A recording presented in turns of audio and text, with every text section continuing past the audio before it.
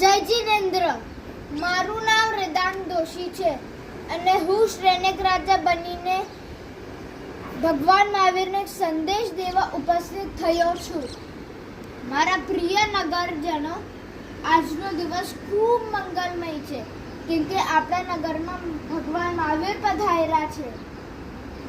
ભગવાનની સભામાં મનુષ્ય તો હોય જ, પણ હાથી, ઘોડો, સિંહ, હિરણ, સાપ અને હજી અનેક પશુઓ એના શત્રુતા ભૂલીને ભગવાનનું ઉપદેશ શાંતિથી સાંભળતા આવ્યા હતા.